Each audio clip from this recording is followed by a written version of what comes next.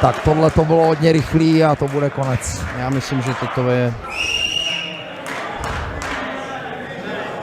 Konec. jasná záležitost. Tak to jsme ani nestačili. To bylo nejrychlejší finále.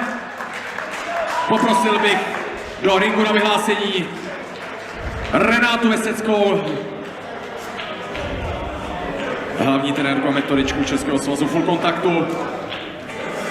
Jinak naší první mistryně světa. Takže předávající bude Renáta Vesecká. Tady si to můžou diváci vychutnat aspoň ve zpomalených záběrech a teď přijde ta puška na hlavu, ne.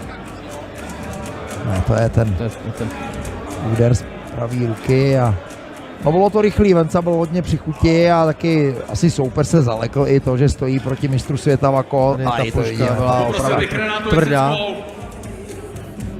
Do ringu díky. Tady i při tom krátkém zápase jsme viděli, ten Venca je opravdu komplexní. Tak mistrem světa Vako se nikdo nestává náhodou. Předávající Renáta Vesecká.